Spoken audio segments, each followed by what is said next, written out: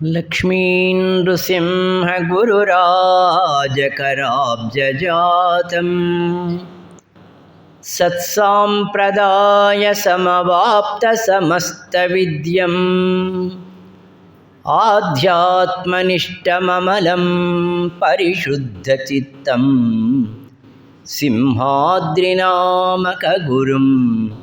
प्रणतोऽस्मि नित्यम्. ಪರಮ ಪವಿತ್ರವಾಗಿರುವ ಶ್ರೀ ಶಾರದಾ ಆಶ್ರಮದ ಮೂಲ ವಿರಾಟ್ ಸ್ವರೂಪಿಗಳಾಗಿರುವ ಶ್ರೀ ರಾಮಕೃಷ್ಣ ಪರಮಹಂಸರ ಶ್ರೀ ಶಾರದಾ ಮಾತೆಯ ಶ್ರೀ ವಿವೇಕಾನಂದ ಸ್ವಾಮೀಜಿ ಅವರ ದಿವ್ಯ ಭವ್ಯ ಪಾದಾರವಿಂದಗಳಿಗೆ ವಿನಮ್ರನಾಗಿ ಭಕ್ತಿಪೂರ್ವಕವಾಗಿ ಶ್ರದ್ಧಾಪೂರ್ವಕವಾಗಿ ನಮನಗಳನ್ನು ಸಲ್ಲಿಸುತ್ತಾ, ಅಸ್ಮದ್ ಗುರುದೇವರು ಶ್ರೀಮನ್ ನರಹರಿ ಸದ್ಗುರು ಸ್ವಾಮಿಗಳವರ, ಬ್ರಹ್ಮಶ್ರೀ ಲಕ್ಷ್ಮೀನೃಸಿಂಹ ಸದ್ಗುರು ಸ್ವಾಮಿಗಳವರ, ನನ್ನ ಪ್ರಿಯತಮ ಸದ್ಗುರು ವರೆಣ್ಯರು ಶ್ರೀ ಸಿಂಹಾದ್ರಿ ಸದ್ಗುರು ಸ್ವಾಮಿಗಳವರ ಆದರ್ಶ ಮಾತೃಮೂರ್ತಿಯ ದಿವ್ಯ ಚರಣಾರವಿಂದಗಳಿಗೆ ನಮನಗಳನ್ನು ಭಕ್ತಿಪೂರ್ವಕವಾಗಿ ಸಮರ್ಪಿಸಿ, ಆಶ್ರಮದ ಅಧ್ಯಕ್ಷರು ಪೂಜ್ಯ ತ್ಯಾಗಮಯಿ ಅವರ ದಿವ್ಯ ಸನ್ನಿಧಿಗೆ ನಮನಗಳನ್ನು ಸಲ್ಲಿಸಿ, ಆತ್ಮಸ್ವರೂಪಿಗಳು ದೈವಸ್ವರೂಪಿಗಳು ಆಗಿರುವ ನಿಮ್ಮೆಲ್ಲರಿಗೂ ವಂದಿಸಿ ಈ ದಿನದ ಕಾರ್ಯಕ್ರಮವನ್ನು ನಿರಹಂಕಾರ ಪೂರ್ವಕವಾಗಿ ಪ್ರಾರಂಭವನ್ನು ಮಾಡೋಣ. ಈಶಾವಾಸ್ಯೋಪನಿಷತ್ತಿನಲ್ಲಿ ಪ್ರಥಮವಾಗಿ ಒಂದು ಶಾಂತಿ ಮಂತ್ರ ಇದೆ. ನಾವು ಶಾಂತಿ ಮಂತ್ರವನ್ನು ಹೇಳಿ ಮುಂದಕ್ಕೆ ಹೋಗೋಣ. ಓಂ ಪೂರ್ಣಮದಃ ಪೂರ್ಣಮಿದಂ ಪೂರ್ಣಾತ್ ಪೂರ್ಣಮುದಚ್ಯತೆ ಪೂರ್ಣಸ್ಯ ಪೂರ್ಣಮಾದಾಯ ಪೂರ್ಣಮೇವಾವಶಿಷ್ಯತೆ. ಓಂ ಶಾಂತಿ ಶಾಂತಿ ಶಾಂತಿ. I know that this Upanishad cannot be completed in just 5 days. This requires at least about 20 days to complete. But we have somehow completed that by way of reciting and chanting all the 18 mantras. ಆದರೆ ಹಿಂದೆಯಿಂದ ನಾನು ಹೇಳ್ತಾ ಬಂದಿರತಕ್ಕಂಥದ್ದು ಮೊದಲು 2 ಶ್ಲೋಕಗಳು ಮಂತ್ರಗಳು, ಅವು ಉಳಿದಿರ್ತಕ್ಕಂಥ ಉಪನಿಷತ್ತಿನಲ್ಲಿರುವ 16 ಶ್ಲೋಕಗಳ ಅದು ಸಾರಾಂಶ. ಮೊದಲನೇ ಮಂತ್ರ ಯಾರಿಗೆ ಉದ್ದೇಶಿಸಿ ಹೇಳಿದ್ದಾನೆ ಅನ್ನೋದನ್ನು ನಾವು ತಿಳ್ಕೊಂಡಿದ್ದೀವಿ. ಅಂದರೆ ಸರ್ವಸಂಗ ಪರಿತ್ಯಾಗವನ್ನು ಮಾಡಿ ಈ ಜಗತ್ತು ಅನ್ನೋದು ನಶ್ವರ ಅನ್ನೋದು ಯಾರಿಗೆ ಚೆನ್ನಾಗಿ ಅರ್ಥ ಆಗಿದೆಯೋ, ಜ್ಞಾನ ಮಾರ್ಗವನ್ನು ಅವಲಂಬಿಸಿ ಆತ್ಮ ಸಾಕ್ಷಾತ್ಕಾರವನ್ನು ಹೊಂದಬೇಕು ಅನ್ನುವ ಜ್ಞಾನ ಪಿಪಾಸಿಗಳು ಯಾರಿದ್ದಾರೋ ಅವರನ್ನು ಉದ್ದೇಶಿಸಿ ಹೇಳಲ್ಪಟ್ಟಿರ್ತಕ್ಕಂಥದ್ದು ಮೊದಲನೇ ಮಂತ್ರ. ದ ಫಸ್ಟ್ ಮಂತ್ರ is meant for those people who completely got detached from this world. For them, the only existing soul is the divine. There is nothing else other than the divine which is prevailing. All the other thing is completely rejected. That rejection is very much focused in the first mantra. Therefore, the persons who have been completely detached from this world, they are the people who are eligible for reciting the first mantra. ಎರಡನೇ ಮಂತ್ರ ಅದು ಸಾಮಾನ್ಯವಾಗಿರ್ತಕ್ಕಂಥ ನಮ್ಮೆಲ್ಲರಿಗೂ ಸಂಬಂಧಪಟ್ಟಿರ್ತಕ್ಕಂಥ ಮಂತ್ರ. ಕರ್ಮದ ಮೇಲೆ ಅಭಿಮಾನ ಇಟ್ಟು ಕರ್ಮವನ್ನು ಚೆನ್ನಾಗಿ ಅಭ್ಯಾಸವನ್ನು ಮಾಡಿ, ಇದು ಇವತ್ತಿನ ದಿನದ ಅಲ್ಲ, ನಾವು ಕರ್ಮ ಮಾಡ್ತಾ ಇರೋದು ಜನ್ಮ ಜನ್ಮಾಂತರಗಳಿಂದ ಮಾಡ್ಕೊತಾ ಬಂದಿರೋ ಕರ್ಮ, ಏಕ್ದಮ್ ಒಂದೇ ಸಾರ್ತಿ ಬಿಡೋಕೆ ಆಗೋದಿಲ್ಲ ಅನ್ನೋರು ಆ ಕರ್ಮದಿಂದ ಉತ್ತಮವಾಗಿರ್ತಕ್ಕಂಥ ಭಗವನ್ ದರ್ಶನವನ್ನು ಬಯಸ್ತಕ್ಕಂಥ ಗೃಹಸ್ಥರು ಯಾರಿದ್ದಾರೋ ಆ ಗೃಹಸ್ಥರನ್ನು ಸಂಬೋಧನೆ ಮಾಡಿ ಹೇಳಲ್ಪಟ್ಟಿರ್ತಕ್ಕಂಥ ಮಂತ್ರ ಎರಡನೇದು. The first mantra focuses on jnana, the second mantra focuses on karma action. Without jnana there is no action, and action must lead to jnana. This is the best policy. Your actions must take you to the goal, that is ಜ್ಞಾನ, and ಜ್ಞಾನ will take you to the divine. ಆದ ಕಾರಣ ನಿನ್ನೆ ಒಂದು ಶ್ಲೋಕ ಹೇಳಿದೆ ನಿಮಗೆ, ಕರ್ಮಣ ಜಾಯತೆ ಭಕ್ತಿ, ಭಕ್ತಿಯ ಪ್ರಜಾಯತೆ ಜ್ಞಾನಂ, ಜ್ಞಾನಾತ್ ಮುಕ್ತಿ ಗಚ್ಚೇತ್. So this is the process. ಈ ಪ್ರಾಸೆಸ್ನಲ್ಲಿ ಜ್ಞಾನವನ್ನು ಕರ್ಮವನ್ನು ಎರಡನ್ನು ತುಂಬ ಫೋಕಸ್ ಆಗಿ ಮಾಡಿ ಆ ಉಪನಿಷತ್ಕರ್ತ ಸಾಧಕ ಲೋಕಕ್ಕೆ ಅಂದಿಸಿರ್ತಕ್ಕಂಥ ಜ್ಞಾನ ಈಶಾವಾಸ್ಯೋಪನಿಷತ್.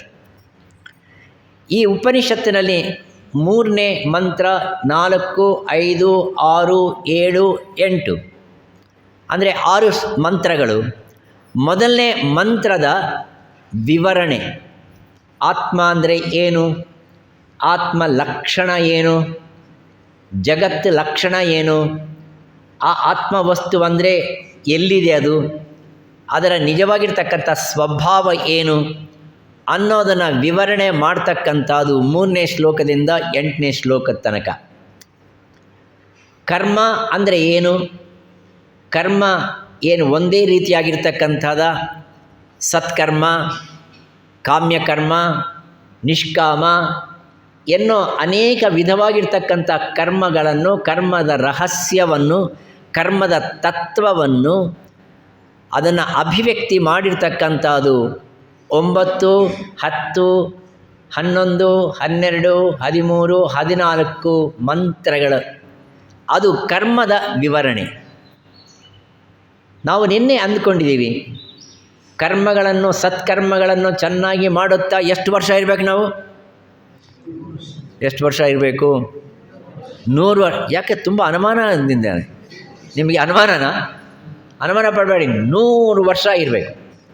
ಸತ್ಕರ್ಮಗಳನ್ನು ಮಾಡುತ್ತಾ ಶಾರದಾಶ್ರಮಕ್ಕೆ ಬಂದು ಜೀವನದಲ್ಲಿ ಇದೆಲ್ಲ ನೋಡಿ 100 ವರ್ಷ ತನಕ ನಾವು ಬರಬೇಕು, ಇಲ್ಲಿ ಸಾಧನೆ ಮಾಡಬೇಕು. ಆ ಭಗವಂತನ ದರ್ಶನ ಮಾಡಿಕೊಂಡು ಆ ದರ್ಶನದಲ್ಲಿ ಆನಂದದಿಂದ ನಾವು ಬಾಳ್ತಕ್ಕಂಥ ಒಂದು ಜೀವನವನ್ನು ಆ ಭಗವಂತ ನಮಗೆ ಪ್ರಸಾದ ರೂಪಕವಾಗಿ ಕೊಟ್ಟರೆ ನಾವು ಮಾಡ್ತಕ್ಕಂಥ ಕರ್ಮಗಳು ಎಲ್ಲವೂ ಈಶ್ವರಾರ್ಪಣ ಕರ್ಮಗಳು ಆಗುತ್ತೆ. ಆ ಈಶ್ವರಾರ್ಪಣ ಬುದ್ಧಿಯಿಂದ ಮಾಡ್ತಕ್ಕಂಥ ಕರ್ಮಗಳನ್ನು ಮಾಡುತ್ತಾ ಎಷ್ಟು ವರ್ಷ ಆದರೂ ಇರೋಣ, ಚಿಂತೆ ಇಲ್ಲ. ಶ್ರೀ ಅರವಿಂದರು ತುಂಬ ಒಳ್ಳೆ ಮಾತು ಹೇಳ್ತಾರೆ ಈ ಸಂದರ್ಭದಲ್ಲಿ. ಏನು ಹೇಳ್ತಾರೆ ಅಂದರೆ, let us live for ages and ages, but let us become good instruments in the hands of the divine. ನಾವು ಎಷ್ಟು ವರ್ಷ ಆದರೂ ಬದುಕೋಣ. ನಂಬರ್ 1, ಆರೋಗ್ಯವಾಗಿ ಬದುಕೋಣ ಅಲ್ವಾ? ಆರೋಗ್ಯವಾಗಿ ಬದುಕೋಣ. ಆರೋಗ್ಯವಾಗಿ ಬದುಕೋದೇ ಅಲ್ಲ, ಶಾಂತಿಯಾಗಿ ಬದುಕೋಣ. ಎರಡನೇದು, ಶಾಂತಿ ಆರೋಗ್ಯ ಇರೋವರೆಗೂ ಬದುಕೋಣ. ಅಂದರೆ ಅಲ್ಲಿ there is no limit for 100 years. ನೀವು ಆರೋಗ್ಯವಾಗಿ ಶಾಂತಿ ನೆಮ್ಮದಿಯಿಂದ 100 ವರ್ಷ ಅಲ್ಲ, ಸಹಸ್ರಾರು ವರ್ಷ ಇರಿ, ಚಿಂತೆ ಇಲ್ಲ. ಅನೇಕ ಮಂದಿ ಮಹರ್ಷಿಗಳು ಹಿಮಾಲಯ ಪರ್ವತ ಪ್ರಾಂತದಲ್ಲಿ ತಪಸ್ಸು ಮಾಡ್ಕೊತ ಅನೇಕ ವರ್ಷಗಳಿಂದ ಇದ್ದಾರೆ, 300-400 years. Age is only for your body, age is not for your soul. If you identify yourself with the soul, you will be able to live for a long period. Shri ಅರವಿಂದರು ತುಂಬ logical ಆಗಿ ಒಂದು ವಿಷಯವನ್ನು ಪ್ರತಿಪಾದನೆ ಮಾಡ್ತಾರೆ ಈ ಸಂದರ್ಭದಲ್ಲಿ. ನೀವೆಲ್ಲರೂ ಡಾಕ್ಟರ್ಸು, ಆದ ಕಾರಣ ನಿಮಗೆ ಹೇಳ್ತಾ ಇದ್ದೀನಿ. ಮೇಲ್ಗಡೆ ನಮಗೆ ಚರ್ಮ ಇದೆ. ಚರ್ಮ is made of completely lot of rather cells, and these cells will not live for long time. Am I right? The cells of this particular skin, they wither away almost every day. Their lifespan is very short. Come on, go deeper. In the deeper, if you happen to go, you will find the flesh. ನಿಮಗೆ ಮಾಂಸ ಸಿಗುತ್ತೆ. ಆ ಮಾಂಸ, that is also made up of only cells. What is the life of that cell? ಆ cell ಇರತಕ್ಕಂಥದ್ದು, ಆ ಸೂಕ್ಷ್ಮಾಣು ಏನಿದೆಯೋ ಅದು ಜೀವಂತವಾಗಿ ಅನೇಕ ತಿಂಗಳಿರುತ್ತೆ. The life span of the flesh is more. Right or wrong? You must say yes or wrong. Come on, you go to the deeper into that and blood. That is also made up of cells, and that is also having a longer span of life than the skin. Come on, go deeper into it, you find bone. It is also made up of only cells, containing lot of calcium and all that. What is the lifespan of that particular bone? The lifespan of the bone exceeds more than 100 years, right? ಆದ ಕಾರಣನೇ ನಮ್ಮನ್ನು ಈ ಭೂಮಿಯಲ್ಲಿ ಹೂತರೆ ಅನೇಕ ವರ್ಷಗಳಾದಮೇಲೆ ತೆಗೆದ್ರೂ ಏನು ಕಾಣಿಸ್ತೆ ಅಂದರೆ ಎಲುಬು ಕಾಣಿಸ್ತೆ. ಅಂದರೆ ಎಲುಬು ಇನ್ನು ಅಸ್ತಿತ್ವದಲ್ಲಿದೆ, ಅದರಲ್ಲಿರ್ತಕ್ಕಂಥ cells are still living. Shri ಅರವಿಂದರು ಹೇಳ್ತಾರೆ, if your body, the skin can be made up of such type of skills which can live for ages and ages and ages, then you will live for not 100 years, 1000 years. ನಿಮ್ಮ cells, ನಿಮ್ಮ ಬಾಡಿನಲ್ಲಿರ್ತಕ್ಕಂಥ cells ಎಷ್ಟು ವರ್ಷಗಳು ಇರೋದಕ್ಕೆ ಸಾಧ್ಯವಾಗುತ್ತೋ ಅದನ್ನು ಆ ರೀತಿಯಾಗಿ ಜೀವಂತವಾಗಿ ಮಾಡ್ತಕ್ಕಂಥ ಪ್ರಕ್ರಿಯೆಯನ್ನು ನೀನು ಗೊತ್ತು ಮಾಡ್ಕೊಂಡ್ಬಿಟ್ರೆ ಆಟೋಮ್ಯಾಟಿಕ್ಕಾಗಿ ನೀನು ಸದಾ 100 ವರ್ಷ ಅಲ್ಲ 1000 ವರ್ಷಗಳು ಇರೋದಕ್ಕೆ ಸಾಧ್ಯವಾಗುತ್ತೆ. ಆದ ಕಾರಣ you can be made a permanent person. But ಅದಕ್ಕೆ ಸೂತ್ರ ಏನು ಅಂದರೆ, he suggested integral yoga. He calls it integral yoga or cellular yoga. This is called cellular yoga. Perhaps you will understand what it is. Yoga which is being carried out through your cells, making your cells stronger and stronger and stronger so that you will be able to live for a longer period of time. ನಾನು ಈ ಮಾತು ಯಾತಕ್ಕೆ ಹೇಳ್ತಾ ಇದ್ದೀನಿ ಅಂದರೆ, ಒಳ್ಳೆಯ ಕರ್ಮಗಳನ್ನು ಮಾಡುತ್ತಾ ನಾವು ಅನೇಕ ವರ್ಷಗಳು ಜೀವಂತವಾಗಿರೋಣ. ಒಳ್ಳೆಯದದು, ಲೋಕಕ್ಕೂ ಒಳ್ಳೆಯದು, ನಮಗೂ ಒಳ್ಳೆಯದು. ಇದು ಕರ್ಮದ ಸೂತ್ರ, ಕರ್ಮದ ತತ್ವವನ್ನು ಹೇಳಿದ್ದಾನೆ. ಆದರೆ ಕರ್ಮಗಳು ಮಾಡುವಾಗ ಹೆಂಗೆ ಮಾಡಬೇಕು ಅಂತಂದು ಹೇಳಿದ್ದಾನೆ ಅಂದರೆ, ಕರ್ಮಗಳು ಕೇವಲ ಸ್ವಾರ್ಥ ಚಿಂತನೆಯಿಂದ ಮಾಡಬೇಡ. ಧರ್ಮ, ಅರ್ಥ, ಕಾಮ, ಮೋಕ್ಷ ಅನ್ನುವ ಒಂದು ಪ್ರಾತಿಪದಿಕೆ ಮೇಲೆ, ಒಂದು ಫೌಂಡೇಶನ್ ಮೇಲೆ ಧರ್ಮವನ್ನು ಬಿಡದೆ ಮೋಕ್ಷವನ್ನು ಅಪೇಕ್ಷೆ ಮಾಡುತ್ತಾ ಮಧ್ಯದಲ್ಲಿರ್ತಕ್ಕಂಥ ಅರ್ಥ ಕಾಮಗಳನ್ನು ನೀವು ಈಶ್ವರಾರ್ಪಣ ಬುದ್ಧಿಯಿಂದ ನೀನು ಸಮರ್ಪಣೆ ಮಾಡೋದಾದರೆ ಖಂಡಿತವಾಗಿ ನೀನು 100 ವರ್ಷ ಅಲ್ಲ ಇನ್ನೂ ಜಾಸ್ತಿ ವರ್ಷ ಜೀವಂತವಾಗಿ ಇದ್ದು ಈ ಲೋಕಕ್ಕೆ ಉಪಕಾರವನ್ನು ಮಾಡೋದಾದರೆ ತುಂಬ ಒಳ್ಳೆಯದು. Upanishad never teaches only sannyasashrama. Upanishad never teaches you to just live for a short period and get out. It teaches you to live for a long time, doing excellent job in this world. ಆದರೆ ಈ ಉಪನಿಷತ್ತಿನಲ್ಲಿ ಕೊನೆ 5 ಶ್ಲೋಕಗಳು, ಕೊನೆ 4 ಶ್ಲೋಕಗಳು 15, 16, 17, 18 ಈ 4 ಶ್ಲೋಕಗಳು ಮಕುಟೋಪಮಾಯವಾಗಿರ್ತಕ್ಕಂಥ ಶ್ಲೋಕಗಳು.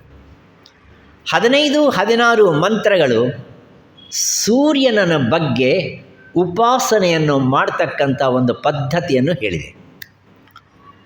ನಮಗೆ ಕಣ್ಣಿಗೆ ಕಾಣಿಸ್ತಕ್ಕಂಥದ್ದು ಏನು ಅಂದರೆ ಭಗವತ್ ಸ್ವರೂಪ, ಪ್ರಕಾಶ ಸ್ವರೂಪ ಯಾವುದು ಅಂದರೆ ಸೂರ್ಯ. ಸೂರ್ಯ ಅತ್ಯಂತ ಪ್ರಭಾವಶಾಲಿ, ಪ್ರತಿನಿತ್ಯ ನಮಗೆ ದರ್ಶನ ಕೊಡ್ತಾನೆ. ಅಂಥ ಸೂರ್ಯನನ್ನೇ ಭಗವಂತ ಅಂತಂದು ಹೇಳಿ ನೀನು ಉಪಾಸನೆ ಮಾಡ್ತಕ್ಕಂಥದ್ದು ಏನಿದೆಯೋ ಅದು ಒಂದು ದೈವಿ ಉಪಾಸನೆಯೇ ಹೊರತು ಅನ್ಯವಲ್ಲ. ಆದ ಕಾರಣ ಸೂರ್ಯೋಪಾಸನ ಅಂತೀವಿ. ಅನೇಕರು ಬೆಳಗ್ಗೆ ಎದ್ದು ಸೂರ್ಯನನ್ನೇ ನೋಡ್ತಾ ಇರ್ತಾರೆ. ಇನ್ನು ಸೂರ್ಯ ಉದಯವಾಗಬೇಕು, ಆವಾಗ ನೋಡೋದಕ್ಕೆ ಎಷ್ಟು ಚಂದ, ತುಂಬ ಚಂದ. ಹಾಗೇ ನೋಡ್ತಾ ಇರಿ. ಎಷ್ಟೊತ್ತು ನೋಡ್ತೀರಿ ಅಂದರೆ ಒಂದು ಅರ್ಧ ತಾಸು ನೋಡಬಹುದೇನೋ. ಆಮೇಲೆ ಆ ಕಿರಣಗಳು ಎಷ್ಟು ಪ್ರಭಾವಶಾಲಿ ಆಗುತ್ತೆ ಅಂದರೆ ನಿನ್ನ ಕಣ್ಣುಗಳು ಅದನ್ನು ತಟ್ಕೊಳ್ಳೋಕ್ಕೆ ಆಗೋದಿಲ್ಲ. Your eyes are incapable of seeing the bright light, the twilight of that particular sun. ಆ ಸೂರ್ಯನ ರಶ್ಮಿಯನ್ನು, ತೇಜಸ್ಸನ್ನು ನೀನು ಸ್ವೀಕಾರ ನೋಡೋದಕ್ಕೆ ಸಾಧ್ಯವಾಗೋದಿಲ್ಲ. ಸ್ವಲ್ಪ ಯೋಚನೆ ಮಾಡಿ. ಆ ಸೂರ್ಯ, ನಿನಗೆ ಕಾಣಿಸ್ತಕ್ಕಂಥ ಸೂರ್ಯ ಕೇವಲ ಕಿರಣಗಳಿಂದ ಮಾತ್ರ ಕೂಡಿದಾನೋ, ಆ ಕಿರಣಗಳ ಹಿಂದೆ ಇನ್ನೇನಾದರೂ ಇದೆಯೋ? ಇದನ್ನು ಯೋಚನೆ ಮಾಡ್ತಾನೆ.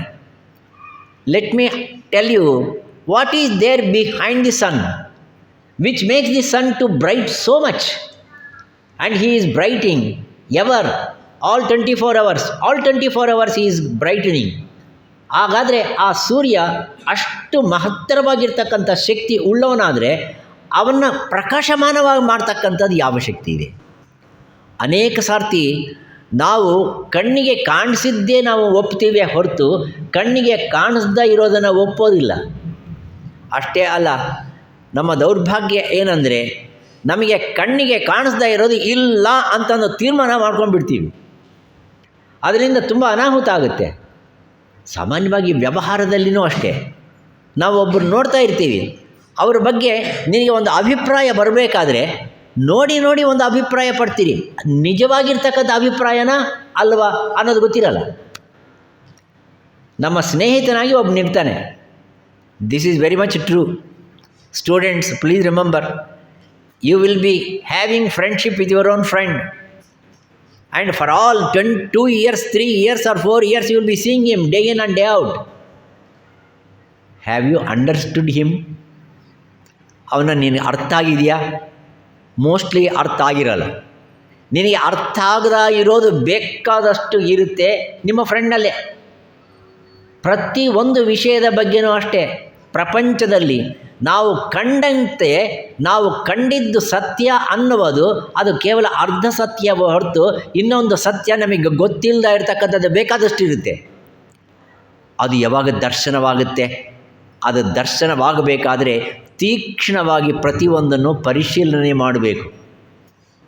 ಒಂದು ಚಿಕ್ಕ ಉದಾಹರಣೆ ಹೇಳ್ತೀನಿ ನಿಮಗೆ. ಒಂದು ಟೌನ್, ಎ ಸ್ಮಾಲ್ ಟೌನ್. ಆ ಟೌನ್ನಲ್ಲಿ ಒಂದು ವಟಾರ means there is a complex of small buildings. ಆ ಬಿಲ್ಡಿಂಗ್ನಲ್ಲಿ ಬೇಕಷ್ಟು ಜನ ಇದ್ದಾರೆ, ಸಂಸಾರ ಕೂಡ್ಕೊಂಡಿದ್ದಾರೆ, ಅನೇಕ ಕುಟುಂಬಗಳು ವಾಸ ಮಾಡ್ತಾ ಇದೆ. ಆದರೆ ಒಂದೇ ಒಂದು ರೂಮ್ ಇಟ್ ವಾಸ್ ವೇಕೆಂಟ್, ಒಂದು ಮನೆ ವೇಕೆಂಟ್ ಆಗಿತ್ತು. ಅಕಸ್ಮಾತ್ತಾಗಿ ಗಂಡ ಹೆಂಡತಿ ಮೊನ್ನೆ ತಾನೇ ವಿವಾಹ ಮಾಡಿಕೊಂಡಿದ್ದಾರೆ. ಅವರು ಹುಡುಕ್ತಾ ಈ ವಟಾರಿಗೆ ಬಂದಿದ್ದಾರೆ. ಅಬ್ಬಾ, ಇಲ್ಲೊಂದು ಮನೆ ಸಿಕ್ತು ಅಂತಂದು ಸಂತೋಷವಾಗಿ ಆ ಮನೆಗೆ ಸೇರಿಕೊಂಡಿದ್ದಾರೆ. ಆ ಮನೆಗೆ ಸೇರಿಕೊಂಡ ತಕ್ಷಣವೇ ಅದು ಮೊನ್ನೆ ತಾನೇ ವಿವಾಹ ಆಗಿದೆ. ಇಲ್ಲ ಉಳಿದಿರತಕ್ಕಂಥವರೆಲ್ಲರೂ ಮುದುಕರು, ಏನು 20 ವರ್ಷ 30 ವರ್ಷ ಸಂಸಾರ ಮಾಡಿ ಜಗಳ ಅದು ಇದು ಎಲ್ಲ ಮಾಡಿ ಇರ್ತಕ್ಕಂಥವರು ಉಳಿದಿರೋರೆಲ್ಲ.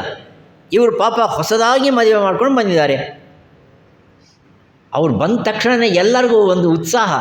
ಏನು ಉತ್ಸಾಹ ಅಂದರೆ ಇವರು ಆ ಮನೆಯಲ್ಲಿ ಹೇಗಿರ್ತಾರೆ ನೋಡೋಣ, ಏನಾರು ಗಲಾಟೆ ಮಾಡ್ಕೊತಾರ, ಯಾವಾಗ ಜಗಳ ಮಾಡ್ಕೊತಾರ. ಯಾಕಂದರೆ ನಾವು ಜಗಳ ಮಾಡ್ಕೊಂಡಿದ್ದೇ ನಮಗೆ ಗೊತ್ತಿದೆಯೇ ಹೊರತು ಜಗಳ ಮಾಡ್ತಾ ಇರೋದು ಗೊತ್ತಿಲ್ಲ ತಾನೇ. ಏನು ಮಾಡ್ಕೊತಾರೋ ನೋಡೋಣ, ಏನು ಮಾಡ್ತಾರೋ. ಅಷ್ಟೇ ಅಲ್ಲ, ಕೆಲವ್ರಿಗೆ ಆ ಗೋಡೆ ಮೇಲೇ ಕಿವಿ. ಅವ್ರು ಏನು ಮಾತಾಡ್ಕೊತಾರೋ, ಏನು ಮಾಡ್ತಾರೆ. This is quite very natural for human beings. ಆದರೆ ಒಂದು ವಾರ ಏನು ಗಲಾಟೆ ಇಲ್ಲ, ಏನೂ ಇಲ್ಲ, ಪ್ರಶಾಂತವಾಗಿದೆ, ಹೋಗಲಿ ಬಿಡಿ ಸಂತೋಷವಾಗಿದ್ದಾರೆ ಅಂತಂದು ಸ್ವಲ್ಪ ಒಂದು ವಾರ ಸುಮ್ಮನೆ ಇದ್ದರು. ಒಂದು ತಿಂಗಳಾಯಿತು, ಏನು ಇವರೇನು ಗಲಾಟೆನೇ ಇಲ್ಲ. ಅಂದರೆ ಇವ್ರ ಉದ್ದೇಶ ಏನಂದರೆ ಗಲಾಟೆ ಆಗಬೇಕು ಅಂತಂದು. ಇವ್ರ ಮನೇಲಿ ಗಲಾಟೆ ಆಗ್ತಾ ಇರುತ್ತಲ್ವ, ಆ ಗಲಾಟೆ ಅಲ್ಲಿ ಇಲ್ಲವೇ ಅಲ್ಲಲ್ವ, ತುಂಬ ಚೆನ್ನಾಗಿದ್ದಾರೆ, ತುಂಬ ಒಳ್ಳೇದಪ್ಪ, ತುಂಬ ಒಳ್ಳೆಯದು. ಒಂದು 3 ತಿಂಗಳಾದ ಮೇಲೆ ನಗೋಕ್ಕೆ ಶುರು ಮಾಡಿದ್ರು ಅವರು, ಒಳಗಡೆ ಇರ್ತಕ್ಕಂಥ ನಗೋದು. ಏನು ನಕ್ಕಿದ್ದು. ಅಬ್ಬಬ್ಬ, ಗಂಡ ಹೆಂಡತಿ ಎಷ್ಟು ಚೆನ್ನಾಗಿದ್ದಾರಪ್ಪ, ಲವಲವಿಕೆಯಾಗಿ ಯಾವಾಗಲೂ ನಗ್ತಾನೇ ಇರ್ತಾರೆ. ಒಳ್ಳೆ ಸಂಸಾರನಯ, ಒಳ್ಳೆ ದಂಪತಿಗಳಪ್ಪ, ಒಳ್ಳೆ ದಂಪತಿಗಳು, ಎಲ್ಲರೂ ತುಂಬ ಸಂತೋಷ. 1 ವರ್ಷ ಆಯಿತು, 2 ವರ್ಷ ಆಯಿತು, 10 ವರ್ಷ ಆಯಿತು, 12 ವರ್ಷ ಆಯಿತು. ಏನು ಅವ್ರು ಯಾವಾಗಲೂ ಅರ್ತಿದ್ದಾಗಲಿ, ಕಿರ್ಚೋದಾಗಲಿ, ದುಃಖಪಟ್ಟಿದ್ದಾಗಲಿ, ಅರ್ತಿದ್ದಾಗಲಿ ಎಂಥದ್ದು ಇಲ್ಲ, ಯಾವಾಗಲೂ ನಗ್ತಾ ಇರ್ತಾರೆ. ಯಾವಾಗಲೂ ನಗ್ತಾ ಇದ್ದಾರೆ ಅಂದರೆ ಎಷ್ಟು ಸಂತೋಷ. ಆದ ಕಾರಣ ಎಲ್ಲರೂ ಸೇರಿ ಅವ್ರಿಗೆ ಸನ್ಮಾನ ಮಾಡೋಣ ಅಂತ ಅಂದ್ಕೊಳ್ತಾರೆ. ಇಂಥ ಒಳ್ಳೆಯ ಸಂತೋಷದಿಂದ ಕೂಡಿರ್ತಕ್ಕಂಥ ಆ ಸಂಸಾರ, ಒಂದು ದಂಪತಿಗಳು, ಅವರು ಆದರ್ಶ ದಂಪತಿಗಳು, ಸಂತೋಷ ಆನಂದದಿಂದ ಇರತಕ್ಕಂಥ ದಂಪತಿಗಳು ಅಂತಂದು ಹೇಳಿ ಅವ್ರನ್ನ ಬರಮಾಡಿಕೊಂಡು ಒಂದು ಒಳ್ಳೆ ಚಿಕ್ಕದಾಗಿರ್ತಕ್ಕಂಥ ಸಮಾರಂಭ ಏರ್ಪಾటు ಮಾಡಿ ಅವ್ರನ್ನ ಇಬ್ಬರನ್ನು ಕೂಡಿಸಿ, ಅದೇ ವಠಾರಕ್ಕೆ ಹತ್ತಿರ ಇರ್ತಕ್ಕಂಥ ಒಬ್ಬ ಮ್ಯಾಜಿಸ್ಟ್ರೇಟ್ ಇದ್ದರು. ಅವರಿದ್ದರು, ಸರ್ ನಮ್ಮ ವಠಾರದಲ್ಲಿ ಒಂದು ಆದರ್ಶ ದಂಪತಿಗಳಿದ್ದಾರೆ, ಸಂತೋಷವಾಗಿದ್ದಾರೆ, ನೀವು ಬಂದು ಅವರಿಗೆ ಸನ್ಮಾನ ಮಾಡಿ. ಜಡ್ಜು ಬಂದರು, ಸನ್ಮಾನ ಮಾಡಿದ್ರು. ಅವ್ರಿಗೊಂದು ಹಾರ, ಇವ್ರಿಗೊಂದು ಹಾರ ಹಾಕಿದ್ರು. ಹಾರ ಹಾಕೋದೇ ಅಲ್ಲ, ಇವ್ರ ಹಾರ ಅವ್ರಿಗೆ, ಅವ್ರ ಹಾರ ಇವರಿಗೆ ಹಾಕಿ ಏನು ಎಲ್ಲರೂ ಒಳ್ಳೆ ಸಿಹಿ ತಿಂಡಿ ಮಾಡಿ, they were felicitated like anything and all people just enjoyed that event. ಆಯಿತು, ಈವೆಂಟ್ ಆಯಿತು. ಇನ್ನೊಂದು 1 ವರ್ಷ ಏನೋ ಗಲಾಟೆ ಇಲ್ಲದೇ ಸಂತೋಷವಾಗಿ ನಗನಾಗ್ತಾ ಇತ್ತು. 1-2 ವರ್ಷ ಆದ ಮೇಲೆ judge got promoted from munsif magistrate to judge of the high court. ಆ ಹೈಕೋರ್ಟ್ ಜಡ್ಜ್ಗೆ ಇರೋವಾಗ ಅವ್ರಿಗೊಂದು ಅಪ್ಲಿಕೇಶನ್ ಬಂತು, ಅಪ್ಲಿಕೇಶನ್ ಫಾರ್ ಡೈವೋರ್ಸ್ ಬಂತು. ಇದು ಯಾರ್ದು ಅಂತ ನೋಡ್ತಾರೆ. ಇವರು ಯಾರಾದರೆ ಯಾವಾಗಲೂ ನಗ್ತಾ ಇದ್ದರೋ, ಯಾರಾದರೆ ಸನ್ಮಾನ ಮಾಡಿಸ್ಕೊಂಡಿದ್ರೋ, ಆದರ್ಶ ದಂಪತಿಗಳು, ಆನಂದ ದಂಪತಿಗಳು ಅಂತಂದು ಏನು ಖ್ಯಾತಿಯನ್ನು ಹೊಂದಿದ್ರೋ, ಇವ್ರದ್ದೇ ಡೈವೋರ್ಸ್ ಅಪ್ಲಿಕೇಶನ್. ತುಂಬ ಬೇಜಾರಾಯಿತು. ಅವರು ಹೈಕೋರ್ಟ್ ಜಡ್ಜ್ ಆಗಿದ್ದಾರೆ, ತುಂಬ ಬೇಜಾರಾಯಿತು. ಯಾರಿಗೆ ನಾನು ಸನ್ಮಾನ ಮಾಡಿದ್ದೀನೋ ಅವ್ರದ್ದೇ ಡೈವೋರ್ಸ್ ಅಪ್ಲಿಕೇಶನ್ ಬಂದಿದೆ ಅಲ್ವಾ ಅಂತಂದು. ಎಂಥದ್ದಿದು, ಅವ್ರನ್ನ ಕೋರ್ಟ್ ಕರೆಸಿ ತುಂಬ ಹಿಂಸೆ ಮಾಡಿಸೋದು ಬೇಡ, ಅವ್ರನ್ನ ಔಟ್ ಆಫ್ ಕೋರ್ಟ್ ಸೆಟಲ್ಮೆಂಟ್ ಮಾಡೋಣ. ಔಟ್ ಆಫ್ ಕೋರ್ಟ್ ಬಂದು ಅವರೆಲ್ಲರೂ ಮಟ್ಸ್ನಾಗಿ ಮಾತಾಡಿಸಿ, ಏನನ್ನ ಚಿಕ್ಕ ಸಮಸ್ಯೆ ಇದ್ದರೆ, ಸಮಸ್ಯೆಗಳು ಸಹಜವಾಗಿ ಇರುತ್ತೆ. ಗಂಡ ಹೆಂಡತಿ ಮಧ್ಯದಲ್ಲಿ ಸಮಸ್ಯೆ ಇಲ್ಲದ ಇದ್ದರೆ ಹೇಗೆ, ಆ ಸಮಸ್ಯೆಗಳು ಇದ್ದೇ ಇರುತ್ತೆ. ಅದೇನೋ ಚಿಕ್ಕದಿದ್ದರೆ ಅದನ್ನು ಸರಿ ಮಾಡೋಣ, ಸ್ವಲ್ಪ ಅಡ್ಜಸ್ಟ್ ಮಾಡಿಸೋಣ, ರಿಕನ್ಸೈಲ್ ಮಾಡಲಿ, ಕೋಆರ್ಡಿನೇಟ್ ಮಾಡಿಕೊಳ್ಳಿ, ಸಂತೋಷವಾಗಿ ಬಾಳಿ ಅನ್ನೋ ಉದ್ದೇಶದಿಂದ the judge was trying to convince them and ask them to meet in his room. ನೀವಿಬ್ಬರೂ ಬಂದು please meet me in the room ಅಂತ. ಅವರಿಬ್ಬರೂ ಬಂದ ಮೇಲೆ ಗಂಡನ್ನು ಕೇಳ್ದ, ಏನಪ್ಪ ಈ ಅಪ್ಲಿಕೇಶನ್ ತಂದುಬಿಟ್ಟಿದೆಯಲ್ಲಪ್ಪ, 22 ವರ್ಷ ಆಯಿತು ನೀವು ಮದುವೆ ಆಗಿ, ಯಾವಾಗಲೂ ನಗ್ತಾ ಇರ್ತೀರಿ ನೀವು, ಅಂಥದ್ದು ಈ ಅಪ್ಲಿಕೇಶನ್ ಅದಕ್ಕೆ ಬಂತಪ್ಪ. ಅವಾಗ ಹೇಳ್ದ, ಸ್ವಾಮಿ ನಾನೇನು ಮಾಡಲಿ, ನನಗೂ ತಾಳ್ಮೆ ಸ್ವಲ್ಪ ಇದೆ, ಆ ತಾಳ್ಮೆ ಜಾಸ್ತಿ ತಟ್ಕೊಳಕ್ಕೆ ಆಗೋದಿಲ್ಲ, ನಾನು ಎಷ್ಟಂತಂದು ತಟ್ಕೊಳ್ಳಿ. ನಾವು ನಗ್ತಾನೆ ಇರ್ತೀವಿ, ಯಾಕೆ ನಗ್ತಾ ಇದೀವಿ ಅಂತ ನಿಮಗೆ ಗೊತ್ತಿಲ್ಲ. ನಾನು ಅವಳು ಒಂದು ಅಗ್ರಿಮೆಂಟಿಗೆ ಬಂದಿದ್ದೀವಿ. ಏನು ಅಗ್ರಿಮೆಂಟು ಅಂದರೆ, ನಿನಗೆ ಕೋಪ ಬಂದರೆ ನಿನಗೆ ಕೈನಲ್ಲಿ ಏನಿದ್ದರೆ ಅದನ್ನು ತೆಗೆದುಕೊಂಡು ಹೊಡಿ ನನ್ನನ್ನು ಅಂತ ನಾನು ಹೇಳಿದ್ದೀನಿ.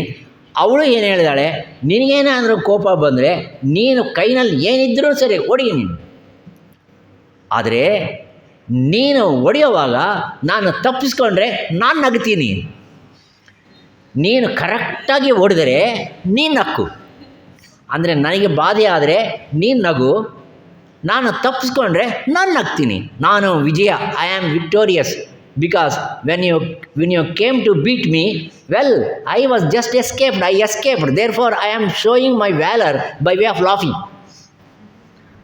ನೀನು ಕರೆಕ್ಟಾಗಿ ಗುರಿ ಇಟ್ಟು ನಾನು ಹೊಡೆದುಬಿಟ್ರೆ ಆವಾಗ ನಾನು ಬಾಧೆ ಪಡ್ತಾ ಇರ್ತೀನಿ, ನೀನು ನಕ್ಕು. ಅಂದರೆ ಎರಡೂ ಕೇಸ್ನಲ್ಲಿ ಅವ್ರೇನು ಮಾಡ್ತಾ ಇರ್ತಾರೆ?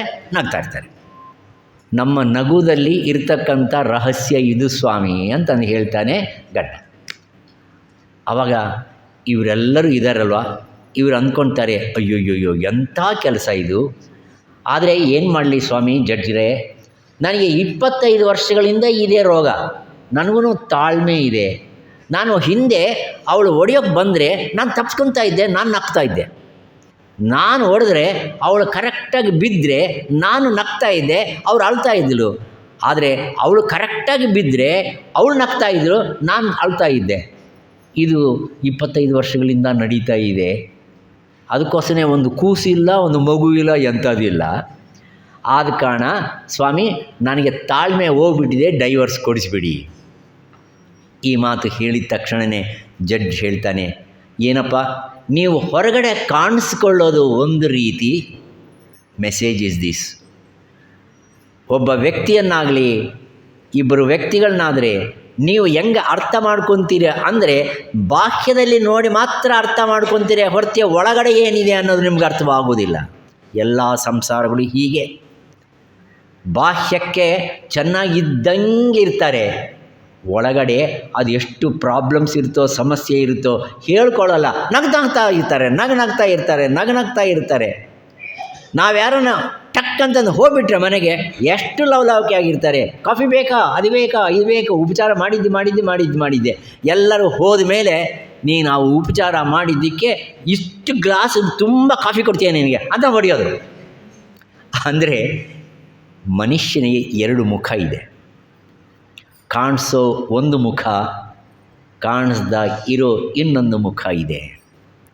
ಅದಕ್ಕೋಸ್ಕರನೇ ಉಪನಿಷತ್ಕಾರನ ಹೇಳ್ತಾನೆ, ನೀನು ನೋಡ್ತಕ್ಕಂಥ ಪ್ರತಿಯೊಂದೂ ನೀನು ಅಂದ್ಕೊಂಡಿರೋದು ಅಷ್ಟೇ ಅಲ್ಲ, ಅದರ ಹಿಂದೆ ನೋಡೋಕ್ಕೆ ಪ್ರಯತ್ನ ಮಾಡು. ಏ ಸೂರ್ಯ ಭಗವಂತ, ನಿನ್ನನ್ನು ನಾನು ನೋಡ್ತಾ ಇದ್ದೀನಿ, ನಿನ್ನ ಕಿರಣಗಳನ್ನು ನೋಡ್ತಾ ಇದ್ದೀನಿ, ಬಂಗಾರು ಕಿರಣಗಳನ್ನು ನೋಡ್ತಾ ಇದ್ದೀನಿ. ಆ ಬಂಗಾರು ಕಿರಣಗಳ ಹಿಂದೆ ಏನಿದೆಯೋ ನನಗೆ ಗೊತ್ತಿಲ್ಲ. ನೀನು ಆದ ದರ್ಶನ ನನಗೆ ಮಾಡಿಸು. ನಿನ್ನ ಬಾಹ್ಯ ದರ್ಶನ ಬೇಕಾಗಿಲ್ಲ, ನಿನ್ನ ಅಂತರ ದರ್ಶನವನ್ನು ನನಗೆ ಮಾಡಿಸು. ಆ ಅಂತರ ದರ್ಶನವನ್ನು ಮಾಡಿದ್ರೆ ಬಹುಶಃ ನಾನೇ ಅಲ್ಲಿದ್ದೀನಿ ಅಂತ ಕಾಣಿಸ್ತೆ, ನನ್ನ ಸ್ವರೂಪವೇ ಅಲ್ಲಿದೆ ಅಂತ ಕಾಣಿಸ್ತೆ. ಆದ ಕಾರಣವೇ ನಿನ್ನ ನಿಜವಾಗಿರ್ತಕ್ಕಂಥ ಶಕ್ತಿಯನ್ನು ನನಗೆ ಗೊತ್ತಾಗಬೇಕಾದ್ರೆ ನಿನಗೆ ಅಡ್ಡ ಇರತಕ್ಕಂಥ ಈ ಕರಣಗಳು ಹಿರಣ್ಮಯೇನ ಪಾತ್ರೇಣ, ಹಿರಣ್ಮಯವಾಗಿರ್ತಕ್ಕಂಥ ಪಾತ್ರ, ಕಿರಣಗಳಿಂದ ಕೂಡಿರ್ತಕ್ಕಂಥ the golden curtain with which you are going to flush so much of golden rays to the world. If you just remove them, I want to see the real darshana of Surya. ಉಪನಿಷತ್ಕಾರ ಈ ಮಾತು ಹೇಳ್ತಾ ಇದ್ದಾನೆ. ನಿನ್ನ ನಿಜವಾಗಿರ್ತಕ್ಕಂಥ ದರ್ಶನವನ್ನು ನಾನು ಮಾಡ್ಕೋಬೇಕು. ಆದ ಕಾರಣ ನಿನ್ನ ಸೂರ್ಯ ರಶ್ಮಿಯನ್ನು ಸ್ವಲ್ಪ ಪಕ್ಕಕ್ಕೆ ಜರುಗಿಸು, ಆವಾಗ ನಾನು ನೋಡ್ತೀನಿ ಅಲ್ಲಿ ಏನಿದೆ ಅಂತ ನಾನು ದರ್ಶನ ಮಾಡ್ಕೋಬೇಕು. ನೋಟ ಬೇರೆ, ದರ್ಶನ ಬೇರೆ. ನೋಟ ಬೇರೆ, ದರ್ಶನ ಬೇರೆ. ನಿನ್ನನ್ನು ನಾನು ನೋಡ್ತಾ ಇದ್ದೀನಿ, ನಿನ್ನ ದರ್ಶನ ನಾನು ಮಾಡಿಕೊಂಡಿಲ್ಲ.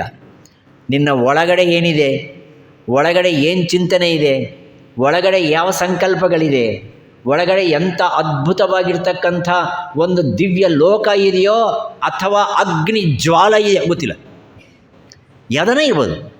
ಆದ ಕಾರಣ ಒಳನೋಟದಿಂದ ನೀನು ನಿಜವಾಗಿರ್ತಕ್ಕಂಥ ದರ್ಶನವನ್ನು ಮಾಡಿಕೊಳ್ಳಬಹುದೇ ಹೊರತು ಅನ್ಯಥಾ ಅಲ್ಲ. ಆದ ಕಾರಣ ಸ್ವಾಮಿ ಸೂರ್ಯನೇ, ನಿನ್ನ ನಿಜ ಸ್ವರೂಪವನ್ನು ನನಗೆ ಕಾಣಿಸು. ನಾನು ಅದರಲ್ಲಿಂದ ನೋಡಿ ನನ್ನ ಸ್ವರೂಪವನ್ನು, whether my own self is there or not, I will determine and decide it. ಇದು 15-16 ಶ್ಲೋಕಗಳಲ್ಲಿ ಸೂರ್ಯ ಭಗವಂತನ ಬಗ್ಗೆ ಉಪನಿಷತ್ಕಾರನ ಹೇಳಿರ್ತಕ್ಕಂಥದ್ದು. ಮತ್ತು 17-18 ಈ 2 ಶ್ಲೋಕಗಳಲ್ಲಿ ಆ ಭಗವಂತ ಯಾರು ಸೂರ್ಯನೋ ಅವನನ್ನು ಅಗ್ನಿಸ್ವರೂಪಕವಾಗಿ ಉಪಾಸನೆಯನ್ನು ಮಾಡಿರ್ತಕ್ಕಂಥದ್ದು ಉಪನಿಷತ್ಕಾರ. 1-2 ಶ್ಲೋಕಗಳು ಸೂರ್ಯ, 2 ಶ್ಲೋಕಗಳು ಅಗ್ನಿ. ಸೂರ್ಯ ಈಸ್ ಎನ್ ಎಕ್ಸ್ಟರ್ನಲ್ ಎಕ್ಸ್ಪೊಸಿಷನ್ ಆಫ್ ಅಗ್ನಿ. ಬಾಹ್ಯಕ್ಕೆ ಸೂರ್ಯ, ಅಂತರಂಗಕ್ಕೆ ಏನದು ಅಗ್ನಿ. ಆ ಅಗ್ನಿಯನ್ನು ಸ್ತುತಿಯನ್ನು ಮಾಡ್ತಾ ಇದ್ದಾನೆ. ಅದು 18ನೇ ಅಧ್ಯಾಯ. ಅಗ್ನೇ ನಯಾ ಸುಪಥಾರಾಯೇ ಅಸ್ಮಾನ್ ವಿಶ್ವಾನಿ ದೇವವಯುನಾನಿ ವಿದ್ವಾನ್ ಯುಯೋಧ್ಯಸ್ಮಜ್ಜುಹುರಾಣಂ ಏನೋ ಭೂಯಿಷ್ಠಾಂತೆ ನಮ ಉಕ್ತಿಂ ವಿಧೇಮ. This is a wonderful shloka, especially on the prayer of Agni. ಅಗ್ನೇ ನಯಾ ಸುಪಥಾರಾಯೇ. ಹೇ ಅಗ್ನೇ, ಹೇ ಅಗ್ನಿದೇವ. Who is this Agnideva? Agnideva is the person who is giving you lot of energy to you. ಅಗ್ನಿದೇವರು ನಮಗೆ ಕೊಡ್ತಕ್ಕಂಥ ಎಷ್ಟು ಎನರ್ಜಿ ಇದೆಯೋ, ಶಕ್ತಿ ಇದೆಯೋ, ಆಹಾರವಿದೆಯೋ, ನಮ್ಮ ಪೋಷಣೆ ಮಾಡೋದೇನಿದೆಯೋ ಅಷ್ಟೇ ಅಲ್ಲ, ನಮಗೆ ಬೇಕಾಗಿರ್ತಕ್ಕಂಥ ಉಷ್ಣತ್ವವನ್ನು ಕೊಡೋದು, ನಮಗೆ ಆರೋಗ್ಯವನ್ನು ಕೊಡೋದು, ಯಾವುದ್ಯಾವುದನ್ನು ಬೇಕೋ ಅದೆಲ್ಲ ಕೊಟ್ಟಿರ್ತಕ್ಕಂಥ ಭಗವಂತನಿಗೆ ನಾವು ಅಗ್ನಿ ಅಗ್ನಿ ಅಗ್ನಿ ಅಂತೀವಿ. ಅಲ್ಲಿ ಅಗ್ನಿ ಇದೆ. ನೀವು ಸೂರ್ಯನನ್ನು ಸ್ವಲ್ಪ ಪಕ್ಕದಲ್ಲಿಡಿಯುವಾಗ ಅಗ್ನಿ ಬಗ್ಗೆ ಯೋಚನೆ ಮಾಡಿ. ಆ ಅಗ್ನಿ ಹೊರಗಡೆನೂ ಇದೆ. ಆ ಅಗ್ನಿ ಇಲ್ಲಿ ಇದೆಯಾ ಇಲ್ವಾ ನೋಡಿ. ನಮ್ಮಲ್ಲಿ ಅಗ್ನಿ ಇದೆಯಾ ಇಲ್ವಾ? ನಾನು ಹಿಂದೆ ಹೇಳಿದ್ದೀನಿ, ಈಶಾವಾಸ್ಯಮಿದಂ ಸರ್ವಂ ಯತ್ಕಿಂಚ ಜಗತ್ಯಾನ್ ಜಗತ್ ತೇನ ತ್ಯಕ್ತೇನ ಭುಂಜೀತ ಮಾಗೃತಃ ಕಸ್ಯ ಸ್ವಿಧನಂ ಅನ್ನೋ ಶ್ಲೋಕವನ್ನು ಎಕ್ಸ್ಪ್ಲೈನ್ ಮಾಡುವಾಗ ದೇರ್ ಈಸ್ ಅಗ್ನಿ throughout your body, throughout your body. ಇಲ್ಲಿಂದ ಆಪಾದ ಮಸ್ತಕವು ಇರ್ತಕ್ಕಂಥ ಅಗ್ನಿಯನ್ನು ನಾವೇನು ಹೇಳ್ತೀವಿ ಅಂದರೆ ವ್ಯಾಪಕಾಗ್ನಿ ಅಂತೀವಿ. ಏನಂತೀವಿ? ವ್ಯಾಪಕಾಗ್ನಿ ಅಂತೀವಿ. ಇನ್ನೊಂದು ಕಡೆ ಅಗ್ನಿ ಇದೆ ನಮಗೆ, ಅದು ಜಠರಾಗ್ನಿ ಅಂತೀವಿ. ಜಠರದಲ್ಲಿ ಇರ್ತಕ್ಕಂಥ ಅಗ್ನಿಯನ್ನು ಏನಂತೀವಿ? ಜಠರಾಗ್ನಿ ಅಂತೀವಿ. ಇಲ್ಲಿ ಇರ್ತಕ್ಕಂಥ ಅಗ್ನಿಯನ್ನು ಮತ್ತು ಏನಂತೀವಿ ಅಂದರೆ ವಾಕ್ ಅಗ್ನಿರ್ಭೂತ್ವ. ಇದು ಮುಖಂ ಆವಿಶತು, ಇದು ವಾಕ್ ಅಗ್ನಿ. ಇಲ್ಲಿಯೇ ನಿಜವಾಗಿರ್ತಕ್ಕಂಥ ಇದು ಯಜ್ಞಗುಂಡ. ಇದು ಏನಿದು ಅಂದರೆ ಯಜ್ಞಗುಂಡ. ಹೊರಗಡೆ ನಾವೇನು ಮಾಡ್ತೀವಿ ಅಂದರೆ ಯಜ್ಞ ಮಾಡಬೇಕಾದ್ರೆ when we want to perform an yajna, we will prepare an yajna and yajnagunda. And in that yajnagunda you go on putting all types of things that you eat. ಆ ಯಜ್ಞಗುಂಡದಲ್ಲಿ ಹಾಕ್ತಕ್ಕಂಥದ್ದು ಪ್ರಪ್ರಥಮವಾಗಿ ತುಪ್ಪ ಹಾಕ್ತೀವಿ. ಅಷ್ಟೇ ಅಲ್ಲ, ಮಧು ಹಾಕ್ತೀವಿ, ಅರಳು ಹಾಕ್ತೀವಿ, ಅಕ್ಕಿ ಹಾಕ್ತೀವಿ, ಬೇಳೆ ಹಾಕ್ತೀವಿ, ಎಳ್ಳು ಹಾಕ್ತೀವಿ. ನೀವು ಏನೇನು ತಿಂತೀರೋ ಅದೆಲ್ಲ ಹಾಕ್ತೀವಿ. ಅಷ್ಟೇ ಅಲ್ಲ, ಬೇಕಾದರೆ ಹಣ್ಣು ಹಾಕ್ತೀವಿ, ಆಮೇಲೆ ಕಬ್ಬು ಹಾಕ್ತೀವಿ, sugarcane you are going to put, all the things that you eat you are going to put. ಅದನ್ನು ಅಗ್ನಿಗುಂಡ. ಇದು ನಿಜವಾಗಿರ್ತಕ್ಕಂಥ ಅಗ್ನಿಗುಂಡ. ನೀವು ಅಲ್ಲಿ ಯಜ್ಞ ಮಾಡ್ತೀರೋ ಇಲ್ವೋ, ಪ್ರತಿದಿನ ಇಲ್ಲಿ ಯಜ್ಞ ಮಾಡ್ತೀರಿ. ನೀವು ಯಜ್ಞ ಮಾಡ್ತಾ ಇದ್ದೀರಾ ಇಲ್ವಾ?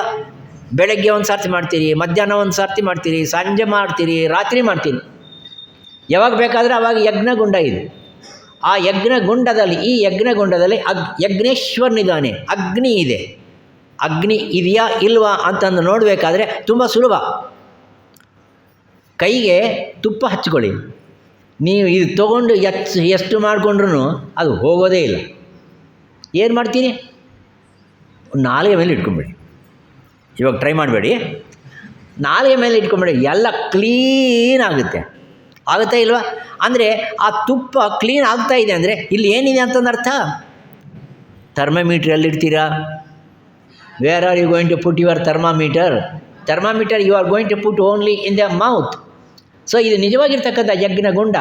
ನೀನೇನೇನು ಹಾಕ್ತೀಯೋ ಹಾಕಿರ್ತಕ್ಕಂಥ ಪ್ರತಿಯೊಂದು ಹವಿಸ್ಸು, whatever havissu you are going to put in yajna, there is one wife of Agni called Swahadevi.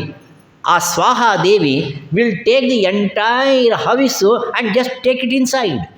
ಅದಕ್ಕೋಸ್ಕರನೇ ನೀವು ಹಾಕಿದ್ದೆಲ್ಲ ಏನಾಗ್ತಾ ಇದೆ? ಸ್ವಾಹ ಅಂದರೆ ಏನರ್ಥ? ಒಳಕ್ಕೆ ಹೋಗಿದೆ ಅಂತಂದು ಅರ್ಥ. ಮತ್ತು ಅಗ್ನಿ ಎಲ್ಲಿದೆ?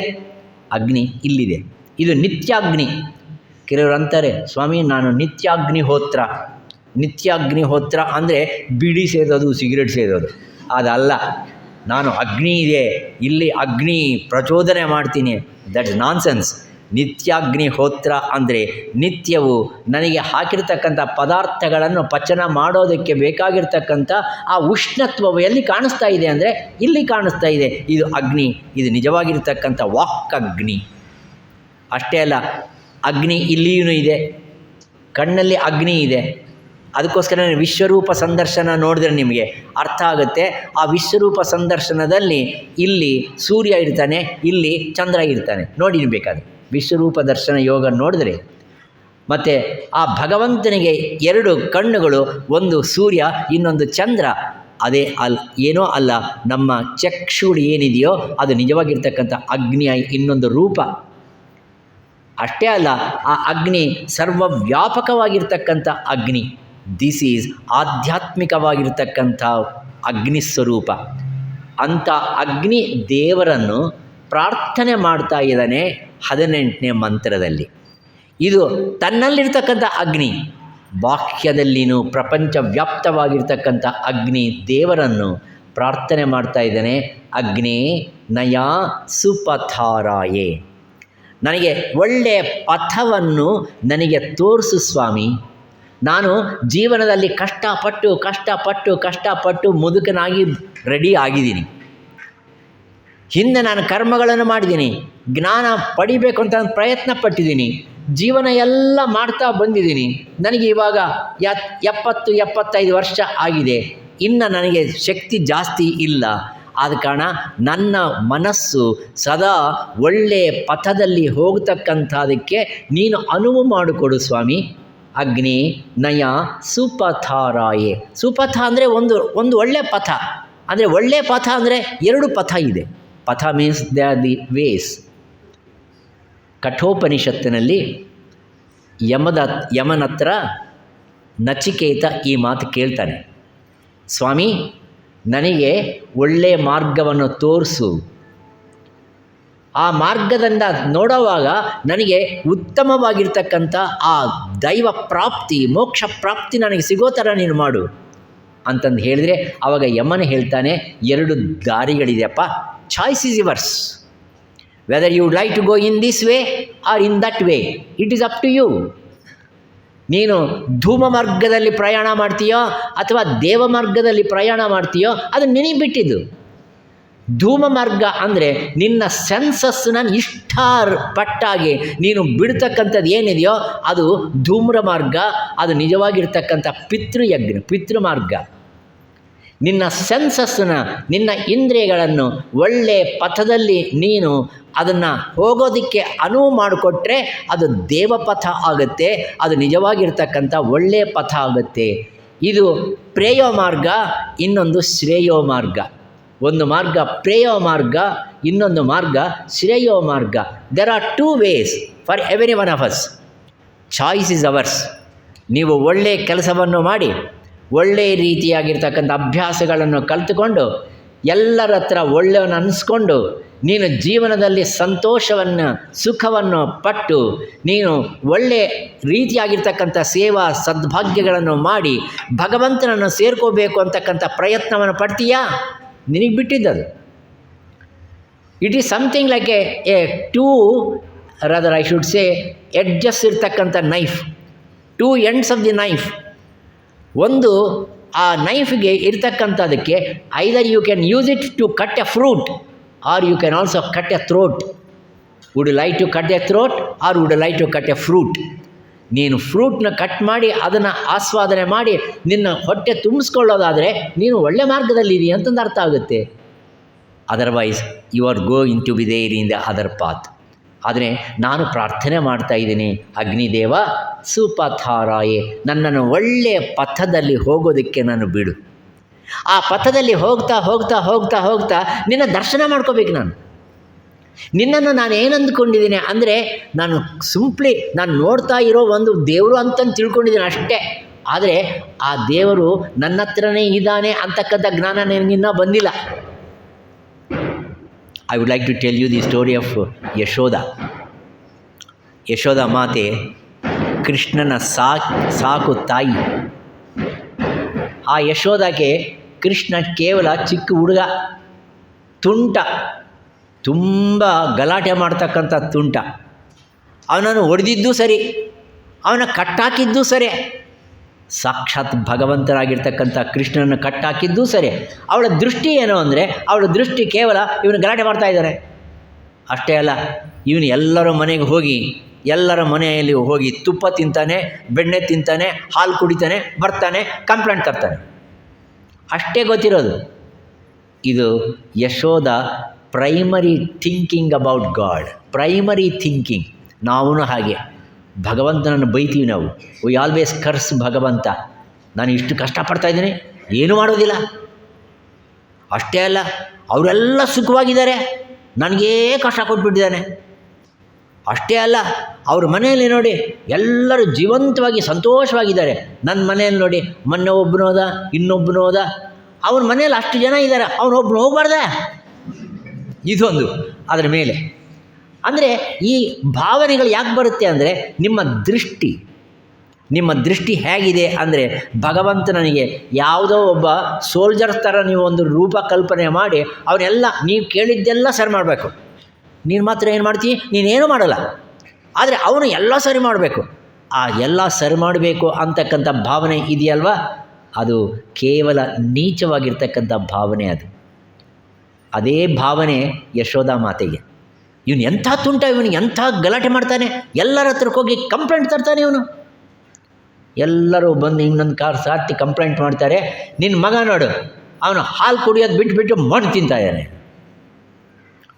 ಯಶೋದೆಗೆ ಕೋಪ ಬಂತು.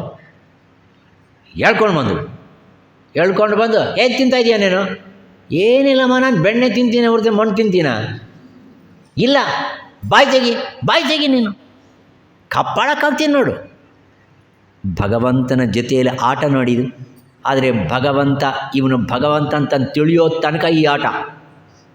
ಅರ್ಜುನನು ಇದೇ ರೀತಿಯಾಗಿ ಕೃಷ್ಣನ ಹತ್ರ ಆಟ ಆಡಿದಾನೆ.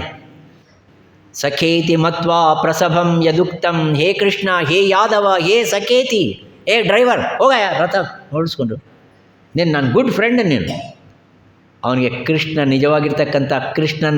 ನಿಜವಾಗಿರ್ತಕ್ಕಂಥ ಸ್ವರೂಪ ಗೊತ್ತಿಲ್ಲ. ಇದು ಅಜ್ಞಾನ. ಭಗವಂತನನ್ನು ನೋಡ್ತಾ ಇದ್ರೂ ಇದು ಭಗವತ್ ಸ್ವರೂಪ ಅಂತಕ್ಕಂಥ ಜ್ಞಾನ ಇಲ್ದ ಇರೋದು, ಇಟ್ ಈಸ್ ಅಜ್ಞಾನ. ಆ ಯಶೋದ ಕೇಳ್ತಾಳೆ, ಆನು ಕೃಷ್ಣ ಅಂದ. ಏನು ನೋಡಿದ್ರು ಯಶೋದ ನೋಡಿದ್ರು ಜಗತ್ತನ್ನು ನೋಡಿದ್ರು. That is the first time ಆ ಜಗದೀಶ್ವರನಾಗಿರ್ತಕ್ಕಂಥ ಕೃಷ್ಣ ವಿಶ್ವರೂಪ ದರ್ಶನವನ್ನು ಮಾಡಿಸಿದ್ದು. ತಾಯಿಗೆ ನಿಜವಾಗಿರ್ತಕ್ಕಂಥ ವಿಶ್ವರೂಪ ದರ್ಶನವನ್ನು ಮಾಡಿಸಿರ್ತಕ್ಕಂಥ ಮೊದಲನೇ ಸಾರ್ತಿ ಜಗತ್ತನ್ನು ನೋಡ್ತಾಳೆ. ಅಬ್ಬಾ, ನನ್ನ ಕೃಷ್ಣ ಜಗತ್ತಿನಲ್ಲಿ ಇಲ್ಲ, ಜಗತ್ತೆಲ್ಲ ಅವನಲ್ಲೇ ಇದೆ. This is the change of transformation of our ದೃಷ್ಟಿ. ಅಷ್ಟು ತನಕ ಒಡೆದಿರ್ತಕ್ಕಂಥ ತಾಯಿ, ಅವನನ್ನು ಎಳ್ಕೊಂಡು ಬಂದಿರತಕ್ಕಂಥ ತಾಯಿ, ಆ ಕೃಷ್ಣನನ್ನು ಕಟ್ಟಾಕಿ ಒಂದು ವೃಕ್ಷಕ್ಕೆ ಕಟ್ಟಾಕಿರ್ತಕ್ಕಂಥ ತಾಯಿ ಬಾಯಿನಲ್ಲಿ ಯಾವಾಗಾದರೆ ಜಗತ್ತನ್ನು ನೋಡ್ತಾಳೋ, her transformation has taken place. ಆತ್ಮೇರೆ, we should also get transformed like that. ಆ ಟ್ರಾನ್ಸ್ಫರ್ಮೇಷನ್ಗೆ what is required is, we will have to become more and more mature to see something else beyond what our eyes are seeing. ನಮ್ಮ ಕಣ್ಣಿಗೆ ಕಾಣಿಸೋದಕ್ಕಂದರೆ, ಕಣ್ಣಿಗೆ ಕಾಣಿಸ್ತಾ ಇರತಕ್ಕಂಥ ಅದ್ಭುತವಾಗಿರ್ತಕ್ಕಂಥ ಒಂದು ಶಕ್ತಿಯನ್ನು ನಾವು ದರ್ಶನ ಮಾಡಿಕೊಳ್ಳೋದಾದರೆ ಖಂಡಿತವಾಗಿ ನಮ್ಮ ದೃಷ್ಟಿ ಬದಲಾವಣೆ ಆಗುತ್ತೆ. ನಾವು ನಿಜವಾಗಿರ್ತಕ್ಕಂಥ ಸಾಧಕರ ಆಗ್ತೀವಿ. ನೀವು ಧ್ಯಾನ ಮಾಡ್ತಾಯಿದ್ದೀರೋ, ಉಪಾಸನ ಮಾಡ್ತಾಯಿದ್ದೀರೋ, ಪೂಜೆ ಮಾಡ್ತಾಯಿದ್ದೀರೋ, ಕರ್ಮ ಮಾಡ್ತಾಯಿದ್ದೀರೋ, ಏನೇ ಮಾಡಲಿ, ಮೇಲ್ನೋಟಕ್ಕೆ ನಿಮಗೆ ಕಾಣಿಸಿದ್ದಕ್ಕಂದರೆ ಒಳ ನೋಟದಿಂದ ನೀವು ಕಾಣ್ತಕ್ಕಂಥ ಅದ್ಭುತವಾಗಿರ್ತಕ್ಕಂಥ ಎನರ್ಜಿ ಈಸ್ ಡಿಫರೆಂಟ್.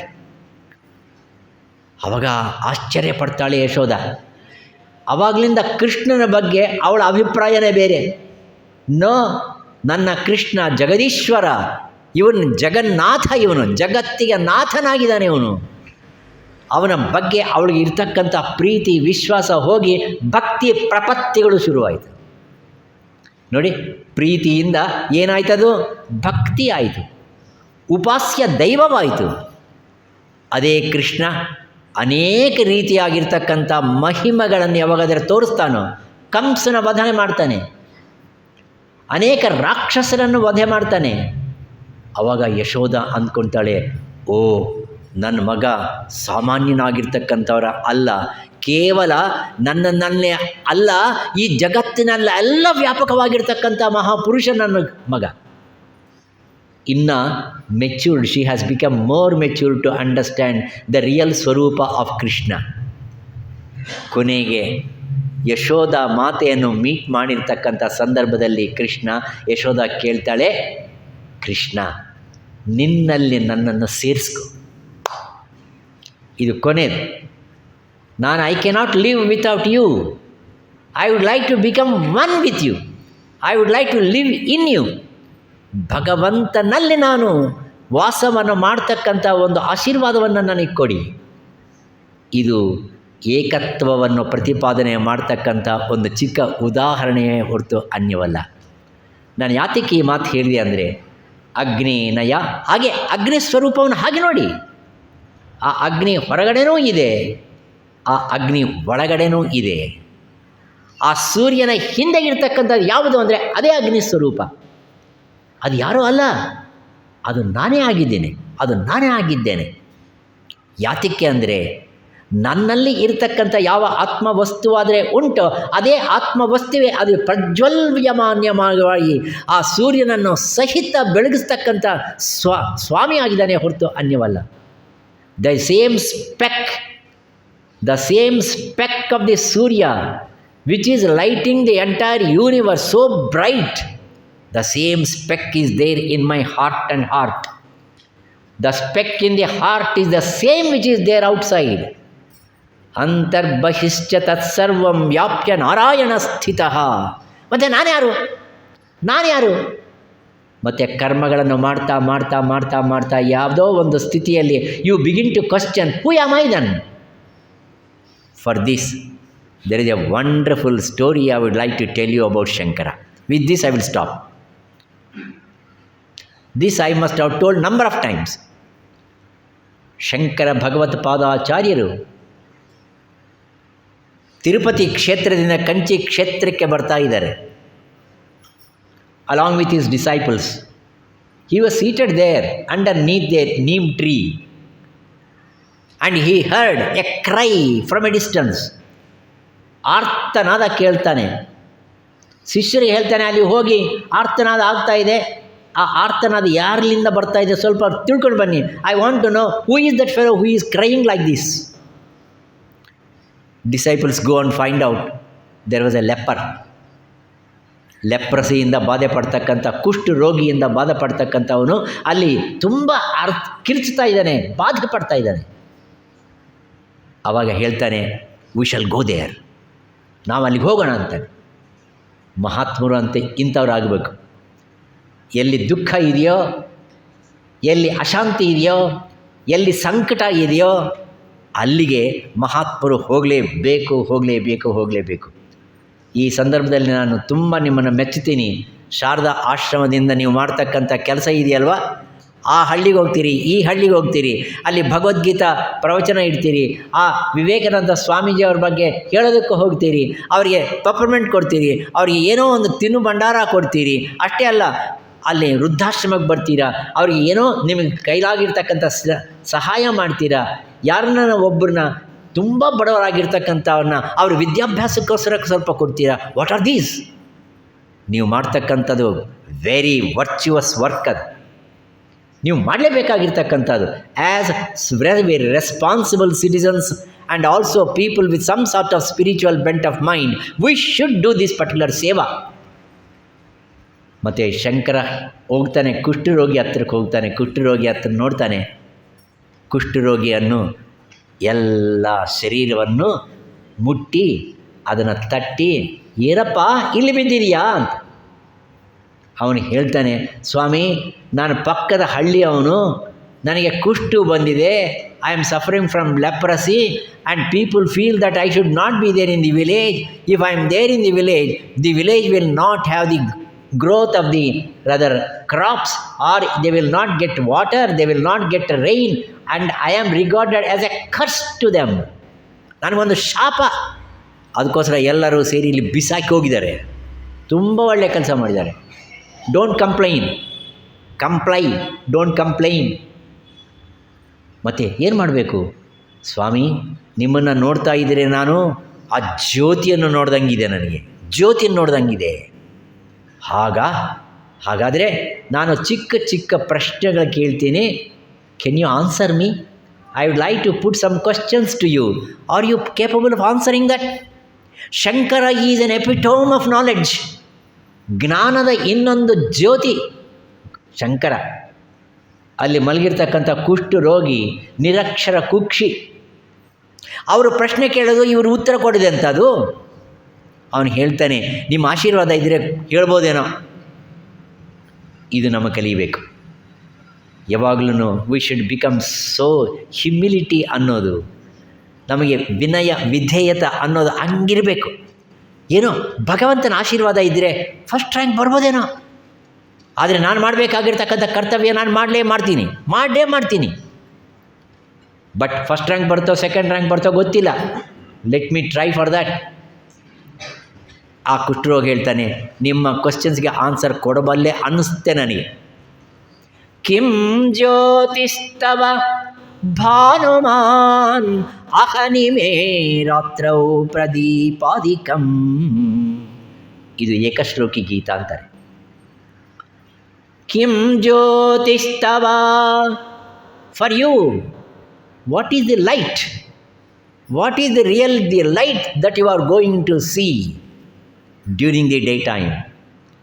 ಅಹನಿಮೆ ಮೀನ್ಸ್ ಹಗಲು. ನಿನಗೆ ಪ್ರಕಾಶವನ್ನು, ತೇಜಸ್ಸನ್ನು ಕೊಡ್ತಕ್ಕಂಥದ್ದು ಯಾವುದು? ಯಾವುದು ನಮಗೆ ತೇಜಸ್ಸನ್ನು ಕೊಡ್ತಕ್ಕಂಥದ್ದು? ಹಗಲು. ಯಾವ ದುಡ್ಡಿಲ್ದೇನೆ, ಖರ್ಚಿಲ್ದೇನೆ, ಡಿ-ವಿಟಮಿನ್ ಜೊತೆಯಲ್ಲಿ ಎಷ್ಟು ಉಷ್ಣ ಕೊಡ್ತಾ ಇದ್ದಾನೆ, ಮುಫತ್ತಾಗಿ ಬೆಳಕು ಕೊಡ್ತಾ ಇದ್ದಾನೆ ಸೂರ್ಯ. ಅವನು ಹೇಳ್ತಾನೆ, ನನಗೆ ಸೂರ್ಯ ಭಗವಂತ ನನಗೆ ನಿಜವಾಗಿ ಪ್ರಕಾಶವನ್ನು ಕೊಡ್ತಾ ಇದ್ದಾನೆ. ಆಮೇಲೆ ಎರಡನೇ ಪ್ರಶ್ನೆ ಕೇಳ್ತಾನೆ, ರಾತ್ರೌ ಕಿಂ ಜ್ಯೋತಿ. ಬೆಳಗ್ಗೆ ನಿನಗೆ ಜ್ಯೋತಿ ಕೊಡ್ತಕ್ಕಂಥ, ಪ್ರಕಾಶ ಕೊಡ್ತಕ್ಕಂಥದ್ದು ಅದಾದರೆ ರಾತ್ರಿ ನಿನಗೆ ಪ್ರಕಾಶ ಕೊಡ್ತಕ್ಕಂಥದ್ದು ಯಾವುದು? ಆವಾಗ ಹೇಳ್ತಾನೆ, ದೀಪಾಹ. ದೀಪಗಳು ನನಗೆ ಪ್ರಕಾಶವನ್ನು ಕೊಡುತ್ತೆ. Please observe. ಒಂದು ಕಾರಣ, ಇನ್ನೊಂದು ಕಾರ್ಯ.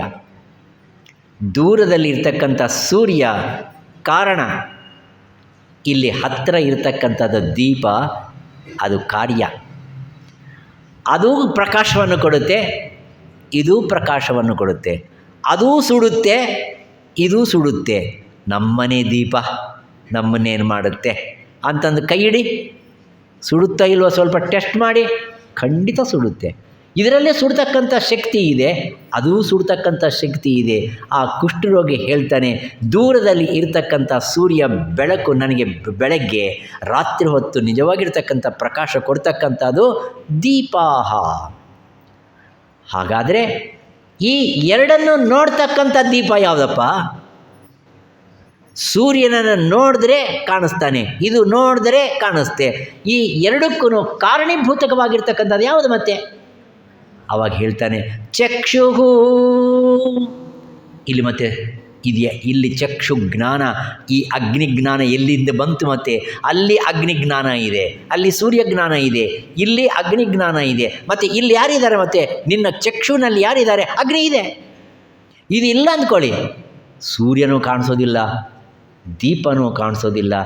ಆತ್ಮತತ್ವವನ್ನು ಈ ರೀತಿಯಾಗಿ ಹೊರಗಡೆ ಇರತಕ್ಕಂಥ ಆತ್ಮತತ್ವವನ್ನು ಒಳಗಡೆಗೆ ನಾವು ಸ್ವೀಕಾರ ಮಾಡಬೇಕು.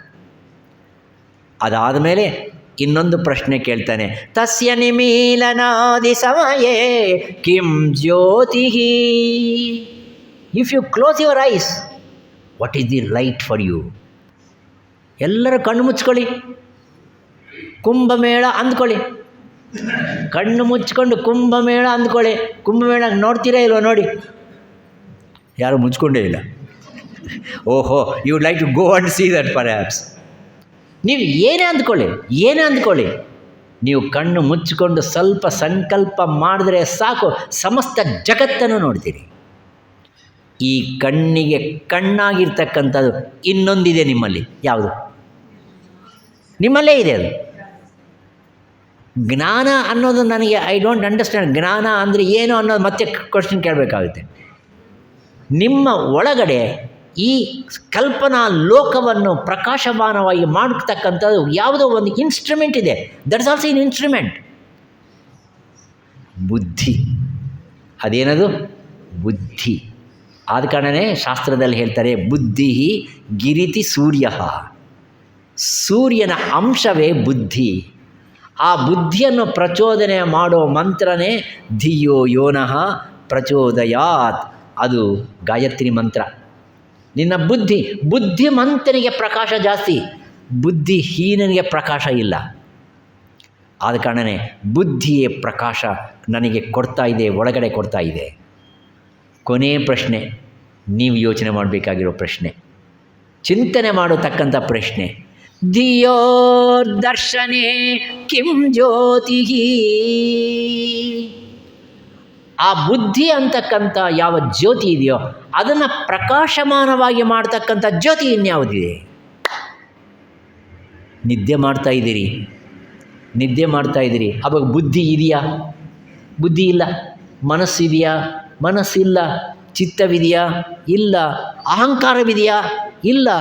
ನಿದ್ದೆಯಿಂದ ನೀನು ಎಬ್ಬಿಸಬೇಕಾದ್ರೆ ಯಾರು ಎಬ್ಬಿಸ್ತಾರೆ ನಿಮ್ಮನ್ನು?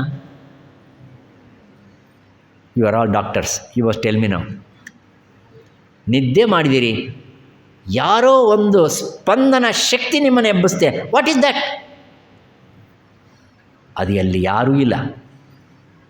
ಇಟ್ ಈಸ್ ನಾಟ್ ಶೂನ್ಯ, ಇಟ್ ಈಸ್ ಪೂರ್ಣ. That is the divine.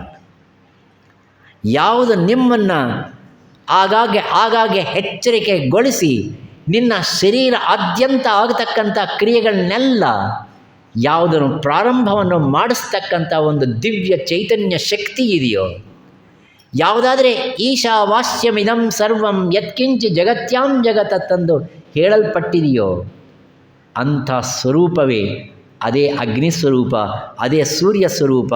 ಅದು ನೀನೇನು ಅಂದ್ಕೊಳ್ತೀಯೋ ಅದಲ್ಲ, ಆ ಸ್ವರೂಪವೇ ನಾನಾಗಿದ್ದೇನೆ.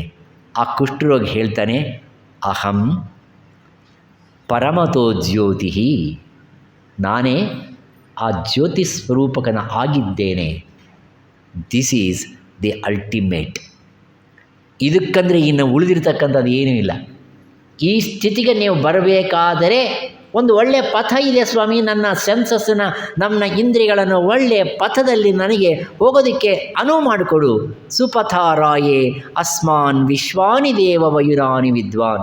ನಿನಗೆಲ್ಲ ಗೊತ್ತಿದೆ ಮಹಾನುಭಾವ, ಆದರೆ ಇಷ್ಟೆಲ್ಲ ನನ್ನನ್ನು ಒಳ್ಳೆಯ ಹಾದಿಗೆ ನನ್ನನ್ನು ಕರೆದುಕೊಂಡು ಹೋಗತಕ್ಕಂಥದಕ್ಕೆ, ಆ ಉಪಕಾರಕ್ಕೆ ನಾನೇನು ಮಾಡಬಲ್ಲೆ ನಿನಗೆ?